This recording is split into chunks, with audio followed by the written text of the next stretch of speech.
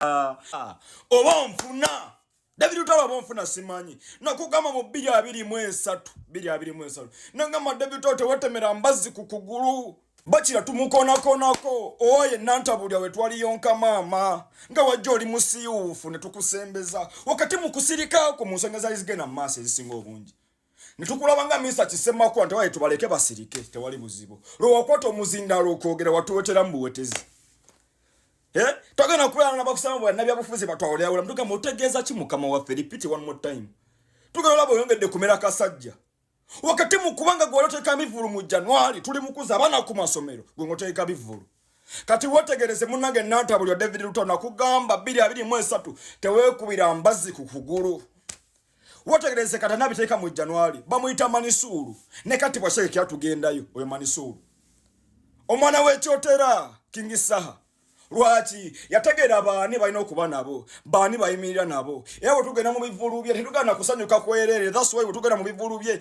abamu kufa tujja n'obumwanyi bwaffe ne bumulinga bwaffe tukabula wale kati mu nnaku ante mwakola federation nkugambye ogera tukalesa otekewe ekisakaate nga gwasoloza ku mulyango ate nga gwalina okuyimba ffe twakugamba tugenda mu Fefe Busi recently did soon tugenda mu Fefe Busi simanyi FBM agagutukubamu fe tubalinze all right kati gwa bitegedde gamanti waliwude balira kangomba zange mbubao banange ndi happy atenyo kati gwe David Lutalo gamanti honorable Asada man Makebe bafu tusonja batabukidde David Lutalo kino kiddiridde munange musajja wattu yalabikiddwako ngali ku TikTok ngasaba abantu bamubuukinge ngagamba nti kitemumbuukinga ngagezaako kubanga awaayo enamba ye wabula kino abantu bakituute bulala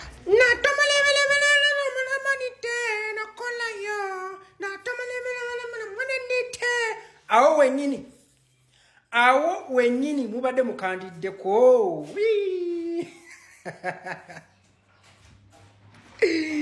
nze siri mu byabufuzi wabula mpagira Bobby omugezi yagamba tagala byakubawula era twalowooza nti yasigala n'abo be tutamwawulako kati ate baanoonya abaagazaki nokolayo bamunokwirayo oza kuchura buli omu weena akaire nkaka buli omu kushashurira byagizarata jorot arahumamina buli omu weena naija kushashurira ebyakozire natamalimanite nokolayo ebina wandaba olingakalera dumi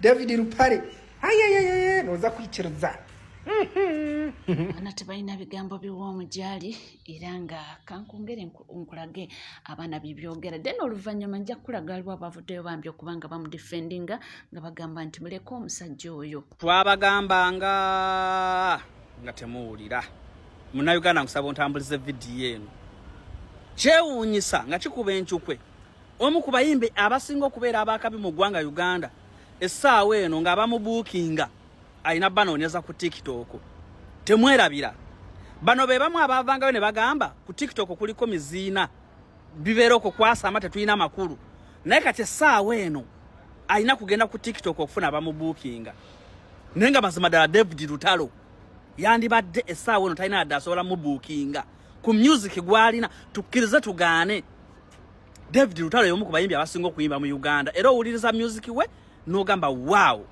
akasajja kali talented naye tewali kati ssaawa asobola mubuukinga ate temunnaba mukyakaabya kajanja mujja kiwulira omukulembeze his excellence abagamba yakibagamba n'abagamba mujja kiwulira mwasalawo okulyamu bantu lukwe ne mudda kusaidia abantu abanyigiriza bannayuganda kakati ate ssaawa eno mulimu tuleekaanira mujja mutubuukinge teri agenda babuukinga mwina music omulungi naye mugenda muwuliriza mu simu zammwe kyekiseera mukkirize nti bannayuganda baabakoowa dda baabawagira ne mutegeka ebivulu kumuukumu David Lutalo ng'obeera n'ebivulu buli kaseera bannayuganda nga bajja nekikuba enkikwe okulaba essaawa eno mmwe mwasobola okuva mu bannayuganda nga mwalina babeererawo just nga beetaaga bwetaazi ddoboozi lyammwe naye temwakikola nabalayo mune mu kucacanta nti mwafunye copyright law kasa mwafunye copyright law mukozeseeyo mugaggawale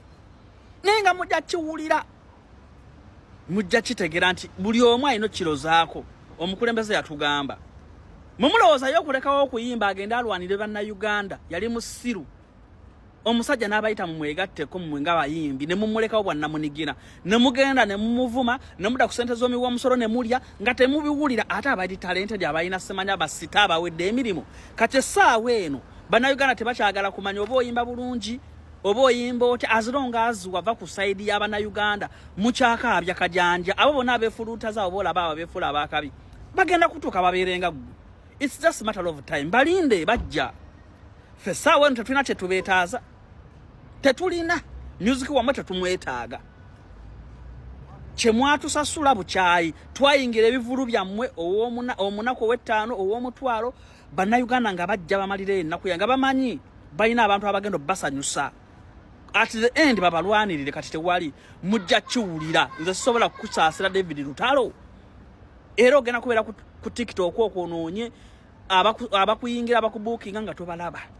Amagezi goyira gesobola okuwa beera ku live awo okube omuziki bakuwa ebirabo kyekisigalidde naye mbu bannayuganda babayingire never. Egyo emirembe gye twabawanga gyaggwawo kyekisaana namwe mufiiringa kyetufiiringa. Buli omu akyakaabya akajanja mujja kiwulira bannayuganda tebakyalina kye babeetaaza babalaba dda. Music wamwe bamuwuliriza bamuyina mu masimu okwono n'emitwalo ebiri ajja kuyingira artist agisindikira mu maama wali mu kyalo n'aginywa. Byonna byonna nga bigenda mu maaso waliwo abavuddeyo kumudifendinga ne bagamba nti omusajja mumuleke temulabangako ng'asabiriza era tavangayo n'akola live n'agamba mumpe ku ssente oba nyina kino kinnemeredde nti mumuleke. David Lutalo atakolangako live ng'asabiriza. David Lutalo atakolangako live nti oba asonda ssente.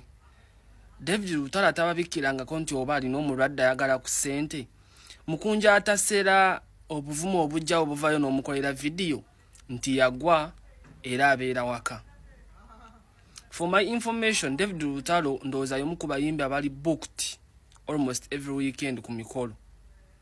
Era David Lutalo ayimba nnyo mu byalo. Mposiko nga gwe totambula. Nefe abatambula David Lutalo bamutimbatimba nnyo mu byalo era tumulaba. Mukunja atasera olemezzaamu nnyo musajja. Owooza mbu yagwa mbu olw'okuba yayokya mbu olw'okuba simanyi yayogera ku Nuupu bikoze bitya. Amabegako twafunye information nti Kafeero yafa depression. Naye ndowooza kyekintu kyekimu kye mwagala okukola ku bayimbi baffe. David Lutalo yakoze live ng'agaba ennamba ye ng'omuntu yenna bw'agaba ennamba abamwetaaga kwe balina omumukubira. Kwa Mukunja nchwana wali ogenzeko ku live oba ku radio station oba ku kino ogaba ennamba yo. So nze siraba mu musango oba siraba kibi David Lutalo okuwayo ennamba ye bamukubireko bamubooking. Naye Mukunja akamukolera video esukka nga mu 3 mu David Lutalo wagwa busimanyi wakwata mu 3 phase. For your information Mukunja olina kukola nnyo emirundi nga 10 okutuuka David Lutalo. Mukunja okyalina emyaka egisukka 3 okutuuka Lutalo byalina olwaleero okuweza Lutalo byalina olunaku olwaleero. Si buli muntu ali obulungi nti alina okuvaayo balage mu kamera nti oba balage nti ndi bulungi oba ki. Naye Mukunja olemedde omusajja mbu omusajja yagwa mbu music yagwa naye bannange ndowooza internet eno mu Lutalo n'emikwano gye abalinga ggwe kati muyiga okuvayo okweyogerera. Otherwise bano abaana bagenda bayisaamu amaaso mubeerengeyo nga musirisi abantu batwale bano abaana bye boogera. So nga ate nga si bwe kiri Lutalo funayo ttiimu ng'esobola okulwanirira. Okitegeera nze wano nakuyisaamu egaali ku by'okuziika kituufu wali toziika naye era kati nalabye Mukunja nga byakola that's not good Mukunja.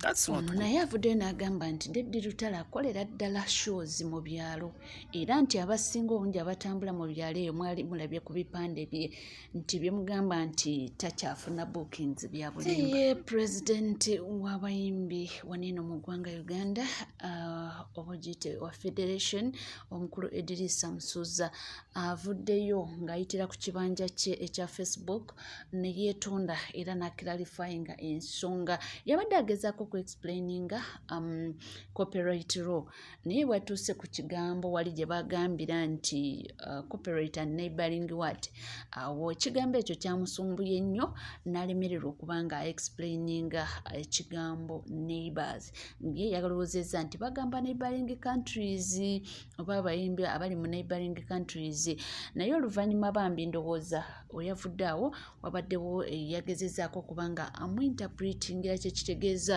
era bw'atyo avuddeyo n'aclarifying ensonga n'agamba nti bambi kakati nkitegedde baba bagamba abo bonna barelated ku art industry nti for example omuntu nga yawandiika oluyimba naye oluyimba olwo si yaluyimbye omulala yagenda okuyimba oluyimba olwo nti kiba kitegeeza nti bwelituuka wano ku copyright n'oyo yawandiika oluyimba aba beneficiaries oba abamu ku abo abalina okubenefitinga ku luyimba olwo kitegedde agezezzaako okuexplaininga era n'agamba nti mwena babadde kale abantu badde atandise okumusabula kumusaamu eggaali ebintu by'amateeka bino si byangu oba oliyaawo babadde balina okufuna omuntu wali we baba boogera omuntu asobola okuba nga interpretingira abantu mu lulimi abantu lwe basobola okuba nga bategeera kyeva olaba wali mu kooti wabaawo court clerk nga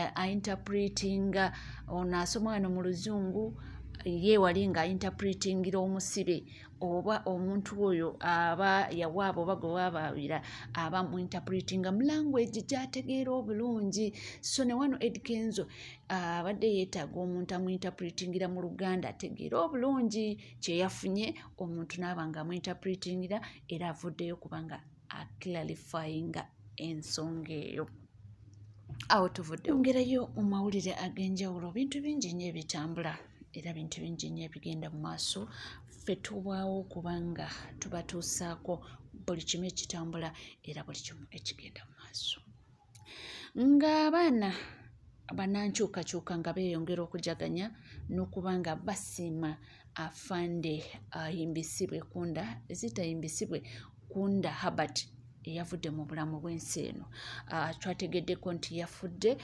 yafiiridde wali mu ddwaliro e Nakasero era nga mbu yafunye stomach complications n'okuba nga omubiri gugwamu omusaayi awo ebintu ebyadde tebitegerekeka nga biva ku ki amawulire ne gayitingana agatali verified kubanga tetubimanyi naffe tuwulira mu nkuubo tetumanyi oba bituufu oba nedda nti yattiddwa oba mu ngeri kitombuuza kubanga nkugambye nze nange sibimanyi ndeeta buleeta mawulire nange gensanga nga abantu bagatuwa kigambibwa nti yattiddwa lwakuba mbu yata information omwana mulenzi ono abadde nzaalwa ya Kazo era ndowooza Kazo district kiyinza okuba nga oba baagikaavinga ku either Kiruhura oba Mbarara something like that district Kazo ne bagikola district eyaayo era omwami oyo abadde nzaalwa e Kazo yavudde mu bulamu bw'ensi naye ng'abantu beeyongera okuba nga baselebratinga boogera kino na kino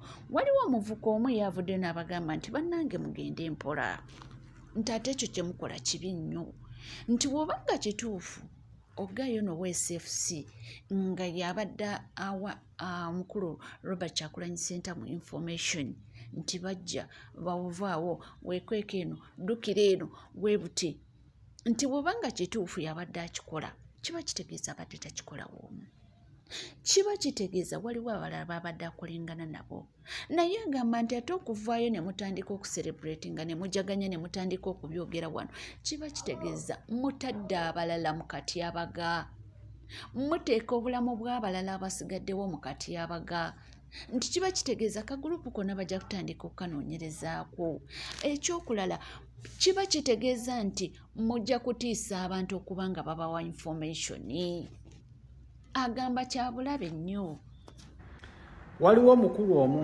azze mu inbox yange nabalala mbadde mbalaba ku komenti mu vidiyo nga mugamba Mr. Update yogera ku nsonga za musajja mukulu ono omusirikale ndabye abantu bangi nga mumupreizinga era balala bagamba nti ono y'omu ku bayambako omukulembeze Robert Kyagulanyi Center mu kubeera nga afuluma eggwanga Uganda waneno no muwulirize bulungi gwe wenna omuntu ng'owagira enkyukakyuka era ng'oyagala nnyo enkyukakyuka. Olwaleero oyinza okulowooza nti you are praising this man era nga omusiima emirimu emituufu oba emirungi gye yakoze nze gye simanyi. But ne bwe kiba nga kituufu ekyo alina emirimu emirungi gy'abadde akola eri Uganda, bwe muvaayo ne mumupraising bwe muti, kino kitegeeza nti omuntu ono ayinza okuba nga abadde takola yekka. Omuntu ono bwe kiba nga kituufu abadde alina emirimu gy'akola, kitegeeza aba alina ne banne abalala bakola ki? Bakola nabo. So bwe muvaayo ne mutijjisa abantu nga baneeno, kati omuntu ng'ono gwe basse nga mukitegedde nti musajja bamusse, ne muvaayo ne mumuteekako embeera oba focus ennene bwe, kino kitegeeza nti mulina abantu abalala abangi be mugenda okuteeka mu buzibu. N'olwekyo ensonga ezimu mwetaaga okulowooza ennyo nga tonnaba kuvaayo. Ono nga ye omuntu omu ne waba abadde alina omulimu gwakola tagukola yekka, kitegeeza nti omuvaayo ne mutandika okwogera ebintu ebimu, kitegeeza mugenda teeka abantu abalala abangi mu bulabe. So ensonga ezimu okulwanirira eggwanga Uganda tulina okukola ebintu bingi, twetaaga buli munnayuganda. N'olwekyo bwe tuba twogera oba nga tweka ebigambo ebimu bye twogera tubeere beegendereza nnyo. Abantu bangi naddala mu security tebaagala regimu eno, naye bwe muba muvudde ate ne mutandika nnyo okuteeka focus. Omanyi geno gavumenti nzibu nnyo. Mwalaba wano eno emabegako luli mu campaign we twawaana ennyo ono eyali bodyguard w'omukulembeze High Tower. Mwalaba ekyatuuka ku High Tower n'atuuka n'okudduka mu Uganda. So n'olwekyo mbasaba, yes, we appreciate everybody, buli omu tubeere nga tumukkiriza buli omu kyakola, naye ate ebintu ebimu bigenda kuteeka bannaffe mu matigga. N'olwekyo omuntu bw'avaayo n'agamba nti oyo ye yayamba omukulembeze Robert Kyagulanyi Ssentamu okufuluma eggwanga, kitegeeza nti mugenda kuba muleetera abantu bangi obuzibu. Bwe kiba nga kituufu nze sibirinaako mutwe n'amagulu ebyo, ne bwe kiba nga kituufu kitegeeza abantu bangi muba mubatadde mu limelight. Kyo kitegeeza nti buli abadde akolagana n'ono bayogerako n'ono agenda kubeera mu buzibu. So n'olwekyo you have to think very critically before you come out, you look into your camera and you start uttering each and everything. So eyo message yange yenyiza okwogera ku musajja mukulu ono, naye nga tusaba omwoyo gwe omukama guwummuze mirembe. In Uganda, no one is safe, no one is free until we are all free. Buli munnayuganda ali eyo kikkakatako okununula eggwanga lyo. Bamita Swahimani, Mr. Updated, Dobozi ya Kalungu East. Omwami ono alina pointi. Omuganda agamba nti asirise teyeejusa. Mwe mulowooza lwaki oluusi abantu abamu basirikira ebintu baba beewala ebintu nga bino, nti omuntu akubbiddeko ojja genda ate ogambe gundi ate togamba nze nkugambye oli naye gw'obuulidde ojja kwesanga ensonga nga gikoze eki bituuse walala. So bw'obanga kituufu omwami ono ye yakirimu, information yali kingeetya ate okutuuka ku bali nti yakirimu. Ekyokulala nti bw'obanga kituufu yakirimu yabadde ababbirako information, era kituufu muba muteeka abalala bali abasigaddeyo mu katyabaga nti nabo bajja kubanga era babanoonyerezaako, mugende okwesanga nga ate temukyalina muntu abawa information, kubanga bajja kubanga batya nti munnange ojja kukatanda ate oweeyo information, bali badde wali ate batandika okukola ki? Batandika okweyogerako nti era tulinayo abantu baffe munda eyo, era ojja kwesanga nga ate neyandibadde atakubbirako nti munnange kano na kano agambe nedda nkyetaaga obulamu bwange, nedda sijja kubanga ate neewaayo. So yagamba nti mwandibadde musirikira ebintu ebyo bwe kibanga kituufu, kubanga naye agamba nti tamanyi source of information weevudde, gye mubijje ate okugamba nti kino na kino kyekyabaddewo era because of ABCD kyekyaviiriddeko omusirikale oyo okufa. Bantu bange, si bigambo byange, ffe tubaawo kubanga tubatuusaako information era tuliwo kubanga tutambuza byonna amawulire abantu ge batuwa, naye amawulire ago tegali verified unless nga waliwo omuntu ye kennyini agamba nti kituufu nze kyenjogerako kituufu kyaliwo ekiti na kiti. Oyinza n'okwesanga nga bambi ne mukulu ayogerwako essaawa yakakati Bobi Wine ye nga talina kyabimanyiko, nga bambi n'omuvubuka oba omwami oyo yafudde nga tebalina yadde ne contact nti oba yali amusanzeeko oba nti amanyi n'okumanya nti kino na kino.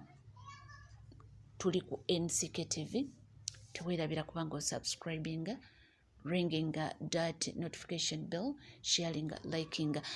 Oba oluusi n'okubanga bambi bali abasigaddeyo ng'obulamu bwabwe mubatadde mu matiga naye nga nabo tebalina kye bamanyiiko, nga tebalina yadde. So awo we tuli. So ye abagambye nti mubeere beegendereza. Information niwaba nga ntuufu muleke okulaga abalabe nti kituufu, tulinayo abantu baffe munda eyo abatuwa information, ate olunaku olw'enkya mutuuke bambi abantu basirikira information nga teriwo omuntu asitula omuto gamba kambagambeko.